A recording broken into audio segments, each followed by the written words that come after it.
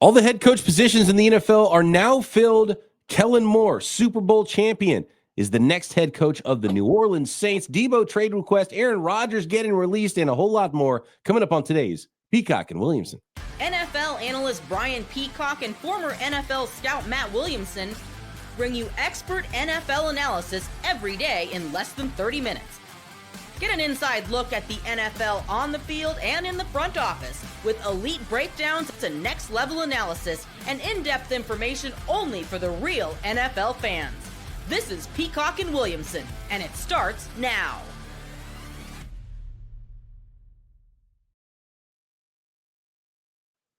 Welcome to the Peacock and Williamson NFL Show. Brian Peacock alongside Matt Williamson at BD Peacock at Williamson NFL. Thanks, everybody, for making this your first listen on the Locked On Podcast Network, your team every day. Love our everydayers. Let us know you stop by. Hit the thumbs up on YouTube. Welcome to the new listeners of the program. Hit that subscribe button. Subscribe up on YouTube or wherever you are listening to this podcast. Today's episode of Peacock and Williamson is brought to you by Prize Picks. Football season might be over. Basketball season in full swing. A Prize Picks, run your game. Get $50 instantly after you play your first $5 lineup. All right. And it's looking official now. According to Tom Pelissero of NFL.com, NFL Network, the Saints are finalizing a deal with Kellen Moore as their new head coach. Sources tell the Insiders. Is there a new program called The Insiders on NFL? Yeah. With the new 2025 initiative with Tom Pelissero, who is an insider. GM Mickey Loomis still around, so how much will change? I think we got to get into that conversation. GM Mickey Loomis called other candidates today to deliver the news. At age 36, coming off a Super Bowl win with the Eagles, Moore gets his shot to run the show. We got to talk about the Saints. They found their head coach now, Matt. It's a big job. A lot to do there. And the GM's sticking around, though. So what actually is going to change in New Orleans? Yeah, it's a great question. And I don't think it's a particularly desirable job, but I do think ownership has proven to be patient. I doubt they're one and done. They probably realize the endeavor that's being taken on here. Loomis isn't going away, I guess I'd say, for better or worse. I just did a quick Wikipedia on Moore just to double check his coaching career. He played in the league 6 years, didn't have any stats for 5 of them. So in 2015, he actually saw the field and threw 104 passes. But then he quickly became on Dallas's staff, where he finished his career. He was a Lion, then he was a Cowboy. But kind of a meteoric rise. It didn't take him long before he was offensive coordinator, and then, offensive coordinator for the Chargers, and then the Eagles. So he really hasn't been doing this all that long, but still has multiple OC jobs, and now he's a head guy. So he must be doing something well behind the scenes. Not that his performance on the field is poor, but it doesn't stand out to me as he's a Shanahan-like genius or anything like that with, new creative ways of doing things. But, man, the endeavor he's taking on in New Orleans is going to be a really long slog. And you never know what's going on behind the scenes there with jobs, and did he not feel like he was an actual candidate? But you talked about the Saints not being a sought after job potentially for the top head coach candidates. But Kellen Moore turned down the opportunity to interview with the Dallas Cowboys, the team that he was familiar with, right? So maybe he liked it more. I don't know. That's a great point. You would think Dallas is definitely a more attractive job than the Saints. I want to get into a little bit of their cap situation because it's scary, but it always is this time of year. But, the Cowboys don't have a great cap situation, but they got a quarterback. They got a quarterback. Saints need to figure that out. Is Derek Carr going to be there next year? So the way I interpret it is, as of today, as usual in February, the Saints are the worst cap situation in the entire league. And I would imagine this is the year with the coaching change that you actually eat your veggies and eat your Wheaties and, quit kicking the can down the road and pay some bills. But pre-June 1, I'm looking at this now, there's really no one they can release to give them substantial relief. There's a couple ones like Kalen Saunders and Foster Moreau. They get you like 2.5, 2.7 Yeah, Raheem Shaheed is 3.7. You're going to move on from him. So no big name guys, if you cut them right this minute, give you much cap relief. But if you sort it by post June 1st, you get 30 million just from cutting Carr, which I think has to happen. Cameron Jordan's 11, and his last game in New Orleans kind of felt like a farewell tour. You know, Taysom Hill, you can get 10 million out of. Demario Davis, you can get 4. Mathau, you can get a little over 6. Chase Young's a little under 7. Nathan Shepard, you know, some of these guys. So these aren't great players, but it just doesn't leave much. You start cutting $50-60 million worth of salary off a roster that's not all that loaded to begin with. And the problem is the post June 1st cuts just they spread the dead cap hit, the dead money over 2 years. So then you're still not getting rid of it right away. You still have another year of a hangover, but it helps your cap situation this year to try to get under and control those things. Mm-hmm. The biggest head scratcher potentially of the entire 2024 season was the Saints extending Alvin Kamara. Yeah, why do that? Still doesn't make sense, and makes even less sense now looking back on it. And we were dumbfounded when it happened. 30-year-old running back, you give him a 2-year extension, add void years. He's got void years to 2030 when he's 35 years old. I don't get it. You can't cut him. It would be $25 million in dead money, $15 million negative. So it would add $15 million to your salary cap to cut him this offseason pre-June 1st. Post-June 1st, I mean, obviously they just redid him. So post-June 1st, you could figure it out. They would spread that, whatever that is, $20 million over 2 years instead of dead money. And then you might be able to get out of it post-June 1st or maybe trade Alvin Kamara post-June 1st. And I don't know if maybe their plans have changed that much from when that mid-season, that was during the season, right? With the Alvin Kamara contract. I don't know if how much has changed. That they think they were going to be more competitive when they did that deal versus where they're at right now. But it doesn't seem like a team that's ready to tear it down. So that's why I think the job is bad, is because it's the same GM. And are they just going to continue to kick that can down the road?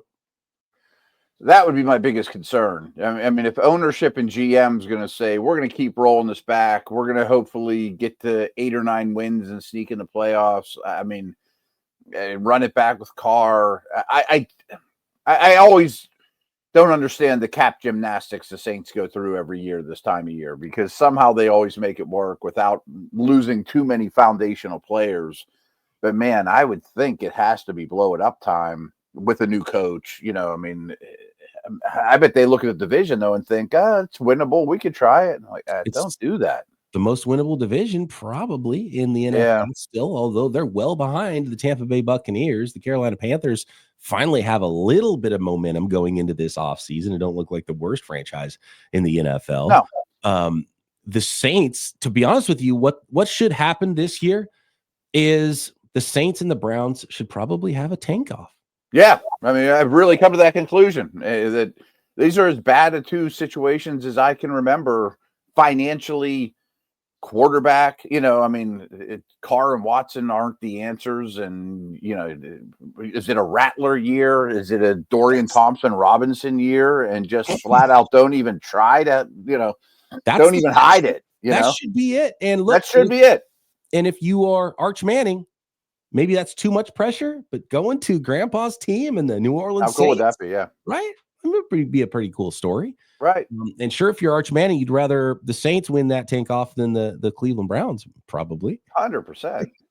Yeah. Maybe he could stay in school too if he doesn't like the team that's at the top. That's another thing. And the Mannings like to stay for 4 years. I don't know. It's a different era now, so we'll see. And who knows? We don't even know how good Arch Manning is going to be. I just keep pointing to him as the guy that's like, okay, look, this isn't the greatest draft class for quarterbacks. If Arch Manning is fast Peyton Manning, you should tank and try to get that guy. I don't think that there's any other hope for both those organizations, Saints and Browns. And I'm not a tank person. I think it does irreparable harm to the organization, the locker room, etc.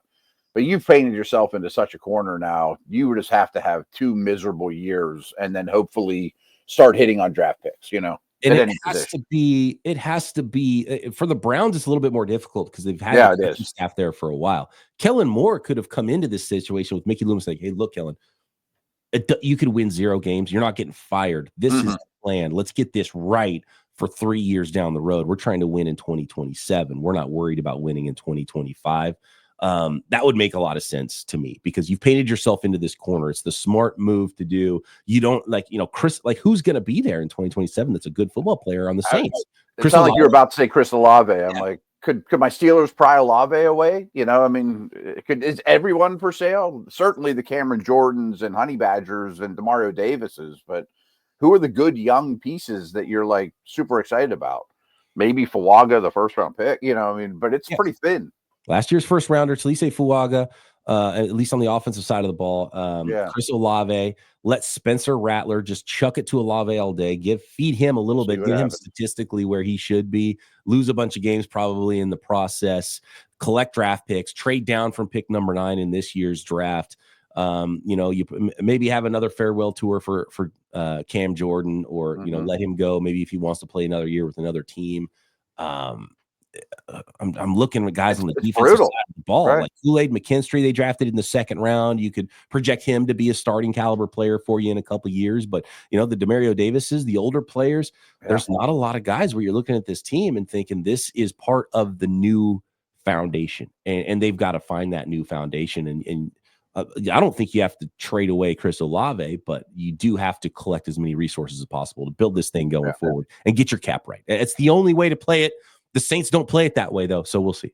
Yeah, again, I think that's really interesting. I mean, if Loomis and ownership came to me and said, we just hit the iceberg, can you get the Titanic to, where it's supposed to go? I don't want that job, but if I know the Titanic's going down, and you can win 0 games and you're safe, sign me up. I mean, I can start getting my guys and start scouting quarterbacks like crazy, and we'll see. You have no cards in your hand and you start over, The post-iceberg era for the New Orleans Saints, potentially, with Kellen Moore at the helm. Next, I want to talk about the Philadelphia Eagles because they just lost another offensive coordinator for their Super Bowl MVP. What's that mean for them? Deebo Samuel joins Cooper Kupp and Myles Garrett on the potential big name player trade market in the 2025 offseason. Aaron Rodgers as well available, and a whole lot more next. Today's episode of Peacock and Williamson brought to you by Prize Picks.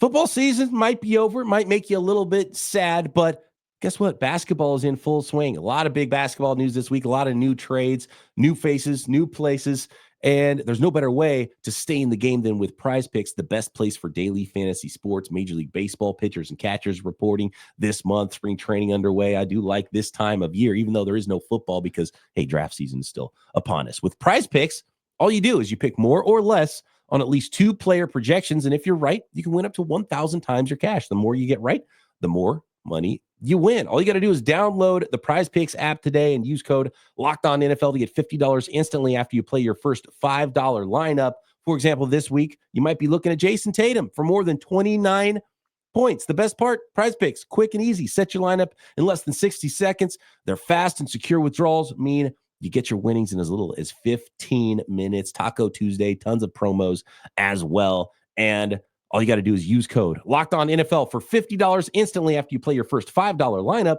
at Prize Picks. Run your game.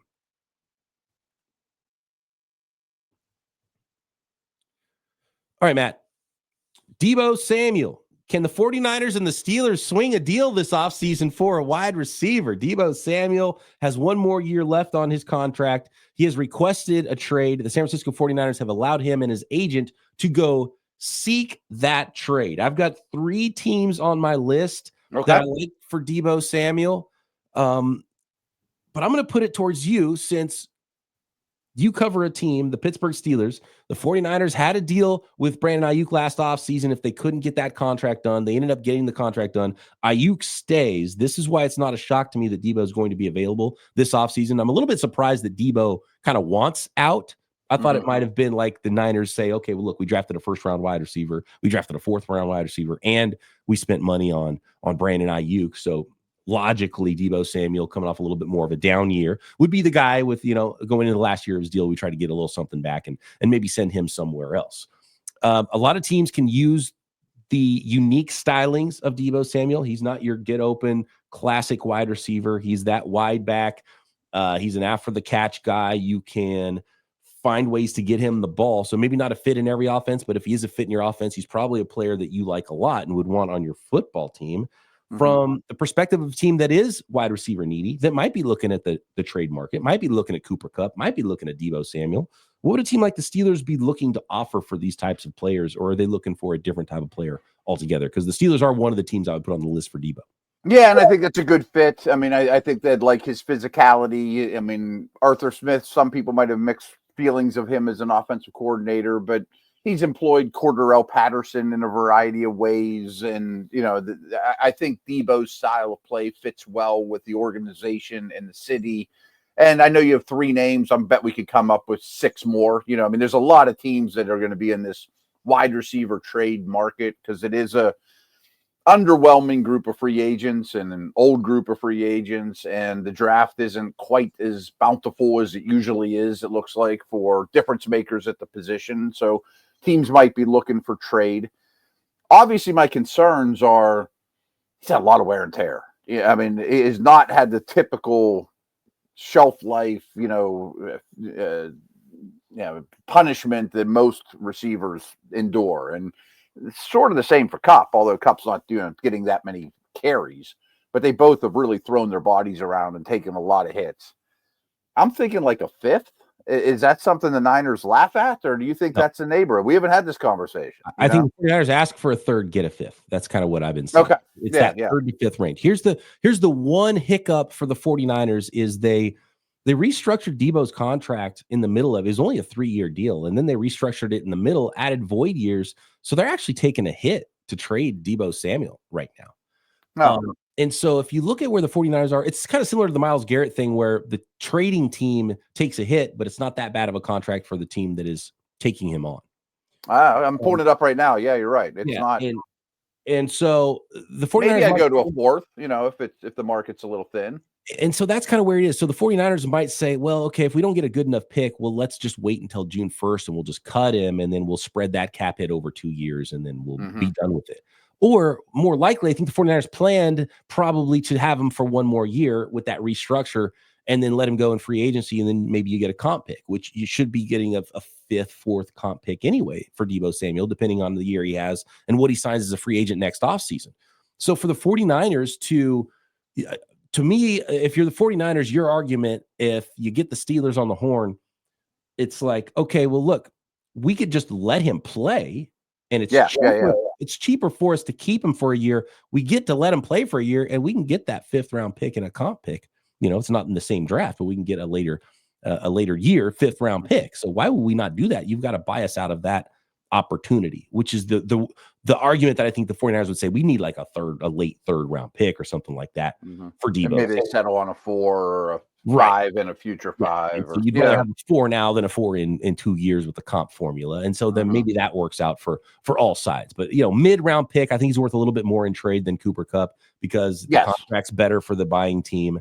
And I trust the player a little more too, just what I've seen on tape lately. A couple of years younger than Kupp. Not he's had some injuries and the way he plays, but Kupp's been like really banged up and a little bit banged up. The way I'm looking at the contract, it only looks like his year 29 season is 2025, and it looks like his new team would only take on like 1.1 base salary, and that's it. Yeah, base salary. I think for the record keeping part of it, if the deal happens before March, he's got a roster bonus in March that hits. Oh, okay. Yeah. But it's going to hit the 49ers cap, but it wouldn't hit their cash. The new team would pay the cash, but it hits the 49ers cap because of the restructure. Yeah. So it's kind of strange the way that goes. So cap wise, it doesn't hurt the new team at all, but they would actually pay him the money instead of the 49ers. So whatever that date is, March 22nd, if he gets traded, it's probably going to happen before that. So it does save the 49ers for money, even though the cap acceleration, that money still goes to the Niners cap, not the new team's cap. Okay. And it looks like there are some voidable years on the end of it too. Yeah, they added a bunch of those. The 49ers are in that realm right now where they're starting to do some stuff and win now and put it on the credit card. There's a lot of like 2028 void years, but nobody under contract except for like Nick Bosa. in 2028, 2029. So that's kind of where the 49ers are right now. And so that's an interesting one. I would add Deebo's best game this year was against the Miami Dolphins. And if there's a team that would know how to use Deebo Samuel, it's Mike McDaniel and the Miami Dolphins. And they might trade away. I think Tyreek's going to go. Right. Could they? I mean, and that's kind of where my mind goes. And I'm covering the 49ers. And I'm like, okay, how about adding Deebo to a deal and bring back, if you're trying to go for it, if you're the 49ers, what about trying to bring back Tyreek Hill in a deal?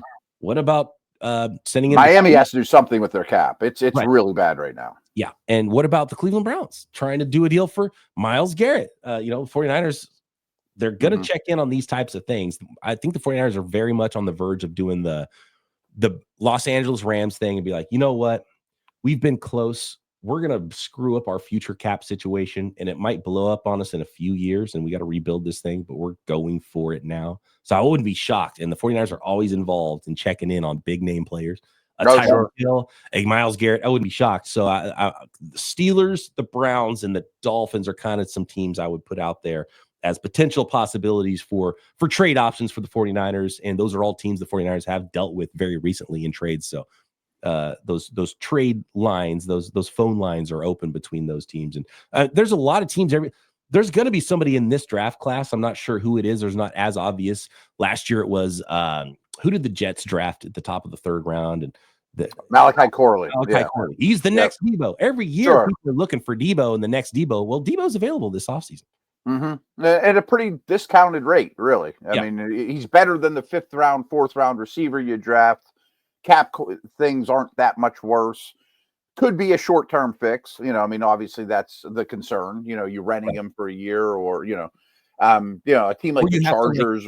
You have to do a new contract with them, so you're not going to give up X if you have to do a new contract with them, and it'd have to be the right fit, the right offense, and the right coordinator that's like, oh, I have a plan for Deebo, because he's not your standard wide receiver. Yeah, but he can do receiver stuff. I mean, he can run out routes and go routes, and he's still a receiver. He's just different. He's just different, right? No, he's not for everyone, I would think, but I don't think it'd be that hard to find spots for him. Buffalo, Chargers come to mind. Buffalo, if they can figure out the cap stuff. Yeah, the Buffalo might want to go to the defensive side of the ball. They're going to do some spending, but there's a number of teams that could utilize some Deebo Samuel for sure. Yeah, I think so. I think he gets moved and could be a good deal for both sides. Next, Aaron Rodgers. Where's the destination for Aaron Rodgers now that he's not going to be a New York Jet in 2025? His teammate Davante Adams available as well next. This episode of Peacock and Williamson is brought to you by FanDuel, America's #1 sports book. When the game tips off, the NBA action is getting started, and there's no better place to get in on it than FanDuel. That's why it's America's #1 sports book. With FanDuel, you can place live bets throughout the game. So even if you miss the opening tip, you want to get in on the fourth quarter comeback, you can stay in the action. And if you're looking for a bigger payout, you can even combine your live bets into same game parlays. And I mentioned it earlier, NFL betting is still alive, even though the season is over. And it might make you sad that we're talking about NBA betting. Major League Baseball's coming up. I love me some baseball. Baseball was my first love. But NFL draft props are the best, in my opinion, and most fun way to bet on the NFL all season. And more and more draft props popping up at FanDuel right now. And new customers can get $150 in bonus bets if your first $5 bet wins. Just visit FanDuel.com to join today or download the app. That's FanDuel.com for your shot at $150 in bonus bets. Make every moment more with FanDuel, the official sports betting partner of the NBA.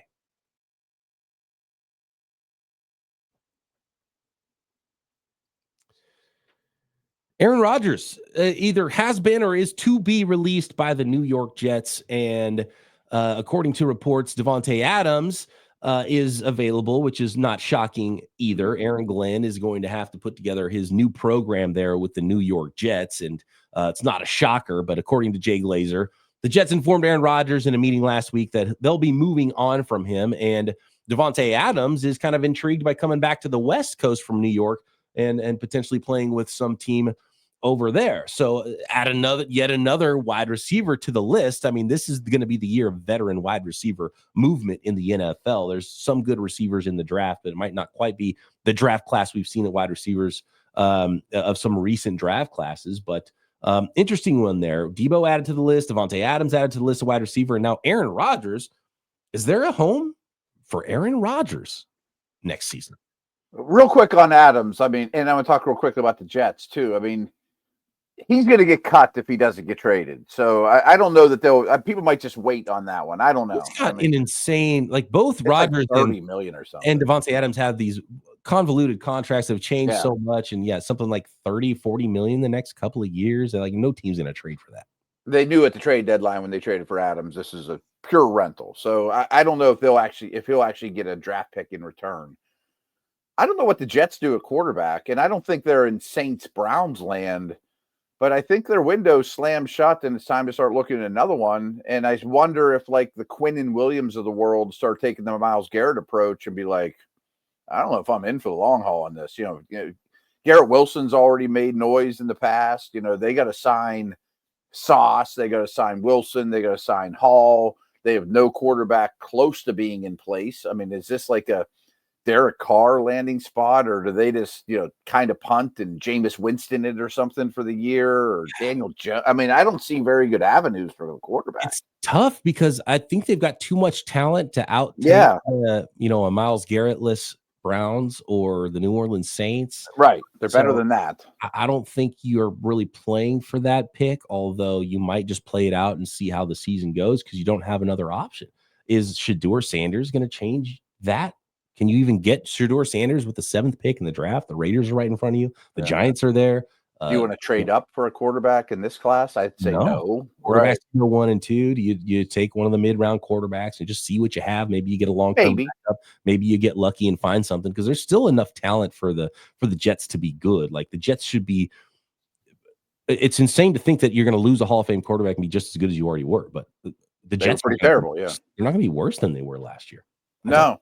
And their pieces are still young / in their prime that if you blew it up, you'd get a ton for Garrett Wilson and Quinn and Williams, et cetera, et cetera. But that seems extreme. You're just trading away the only good stuff you got going. Do you go the veteran route once Derek Carr gets cut? Do you bring him in? Do you bring in a Kirk Cousins? Maybe. Do you kind of hit it from both angles? Take one the second round and let those guys mentor a little bit maybe too. And mid-round quarterback, veteran, and just reevaluate and put together your program. That's kind of the way I think you have Kirk to go. Cousins and Jackson Dart not that year for the Jets to find their quarterback. They're going to have to wait again. Poor Jets franchise. They've done a lot of waiting to figure out who their quarterback is, and they've had the number 2 pick in the draft. It's like, all right, we found our guy. Nope. Aaron Rodgers. This can't go wrong. MVP, Aaron Rodgers, Hall of Famer. Can't go wrong. Yeah, it went wrong. The best thing that Aaron Rodgers ever did was run out of the tunnel in the first week of the season. Yeah. And then the Achilles. Like, well, there goes that. So you kind of feel bad for Jets fans there, and ownership has been a little bit strange as well with this whole thing. So, you wonder what the direction is going to be, but they've got more bones, more foundation than some of the other teams. So they do. They're in a tough, situation. Do we punt or do we go for it on 4th and 1? I mean, I think it's a tough call in there, but they don't have a quarterback, and I don't see a direct path to one. As for Rodgers, I don't see a fit for him either. I mean, like, what team would he want to go to? Does he want to go to Tennessee or the Giants or a team like that? You hit the exact 2 names I was going to bring up. Yeah. Are you going to go to a bad team? Like, you're going to go to the Tennessee Titans? I feel like it's almost the best fit. And in fact, this ties into something we talked about last week. Remember when I started talking about how it's lying season? And at Mobile, Alabama, there was way too much smoke about the Tennessee Titans. And the coaching staff was comparing, I don't remember who it was, but they were comparing, Callahan was comparing Shedeur Sanders to Joe Burrow. Every mock draft had Cam Ward number 1. It's a lock. Everyone loves. And now this week, David Armando says multiple people believe the Titans could trade the 1st overall pick and look for their QB elsewhere. Give Levis another shot, a free agent like Sam Darnold or Justin Fields, maybe Aaron Rodgers is part of that as well. So color me not shocked, Matt, when I hear a report that the Titans actually don't want a quarterback at 1 and would be interested in moving out. So if a team loves Cam Ward, they could probably go get him. Would the Jets be that team? Would the Giants be that team? Would he fall to 3 to the Giants anyway? But I don't think teams are in love with the quarterbacks in this year's class. No. And I just don't know what destination's appealing to Rodgers. Could Brady talk him into coming and being with the Raiders with Carroll and, as if it's 10 years ago? And it's funny because Devontae Adams is already there. Right. They definitely a package deal. Does Rodgers go host Jeopardy? Trust me, I get asked about Rodgers and the Steelers all the time. Yeah. I just don't think it's a great fit, but is he better than Wilson or Fields? Maybe. I would think so, but maybe not. It's a weird scenario with Aaron Rodgers. But if you like Aaron Rodgers, he's never going to be cheaper and easier to get than he's going to be this offseason. Right. I mean, I don't hate the idea of Rodgers and Levis being in my quarterback room, but is he on board for that? And does he want to go to the worst team in the NFL? Right. I can't see him going to the Giants. I think the Giants is the best fit. Does he not like the New York market? Does he not want to go play for them? So bad. You got a good young wide receiver. They're a coaching staff that the New York Giants they're ever going to get fired if they draft a rookie quarterback. Like, do we not see that coming? They're not going to win. They're not going to be better because they drafted a rookie quarterback. Unless it's Jaden Daniels, and that's not going to happen next year, probably, Mm-hmm. I don't know. I think Rodgers just says, I hang it up. Raiders, Giants, Titans. Those are the teams. And is Rodgers going to, as an outsider, do you see any fit with him with the Steelers? Yeah. I mean, I would probably rather have Rodgers than.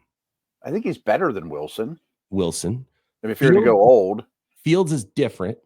Fields is a stopgap, but still young. Mm-hmm. But I would see if you're the Steelers, you're trying to win. You want the best guy now. It's just such a different system. He's such an old school West Coast, and Arthur Smith and him don't have any similarities schematically. Rodgers does his thing. He always wants to bring in all of his guys too. Right. I mean, Steelers thing, and they've already got their. He would have to get with the program. Maybe that's what Rodgers needs. Maybe, but I mean, old dog new tricks. I mean, does he care anymore? I don't know. I've been making jokes of that. Could the Steelers get Geno and Metcalf? Could they get Stafford and Cup? Could they get Adams and Rodgers? We're just going to do group deals here for. Yeah, Stafford would be interesting. It's a wild time for how many teams need quarterbacks. It's pretty crazy. There could even be this many quarterbacks available too. The musical chairs are going to leave teams hanging, though. You can't convince me that there's, no matter what quarterback movement or however you build the puzzle, someone stuck with Winston or Fields or as a true starter with no competition. You know what I mean? And we'll see how that goes. More than likely with the Steelers, though, it's Russell Wilson, right? I think it's Fields or Wilson. Yeah, and you try to find another receiver. Mm-hmm. That. Yeah, I think it's like Wilson and the Ohio State kid in the third round, and then see where you're at. Benjamin Albright, he's usually tapped in and does some good reporting and has some connections. He said on the Steelers, probably not interest in Aaron Rodgers, but probably interest in Deebo Samuel. That's what he said yesterday. I could absolutely see that. I mean, the owner here obviously has a lot of clout, and every big decision goes through him. And he said at his final press conference, Art Rooney said there will be wide receiver changes. That they're either going to add someone or Pickens is going to go. I mean, there will be wide receiver changes. I promise you that. And I do know ownership and the whole group likes Wilson a lot, personally, leader, all that stuff. I know who the Pittsburgh Steelers are going to draft, by the way. Pick 21. Tell me. Oh, I got to wait. Don't you have a mock draft dropping sometime soon? It's going to be sort of soon, yeah. Okay. I think next week, Matt Williamson's mock draft 1.0. Ooh, don't tease it quite there. I think it might be 2 weeks. I'm not sure. But well, if you want to next week, I guess maybe I'll drop mine next week, and I'll let you know then who my Steelers pick. Double check. I've got the guy for the Pittsburgh Steelers at 21. I've got a lot of guys. I've got some opinions on the NFL draft, Matt. We got to get to that soon. I'm ready. We can talk tomorrow, Thursday, whenever you want. I'm all over the draft right now. All right, we'll figure it out. Going to Combine, mock or Williamson mock 1.0 is coming within the week here on Peacock and Williamson. Stay tuned. Subscribe on YouTube or wherever you get your podcasts. Matt and I back tomorrow. By the way, get your mailbag questions in. The offseason's officially here. Super Bowl's over. At BD Peacock, at Williamson NFL. Drop your question in the YouTube comments. Matt and I back tomorrow right here. Peacock and Williamson.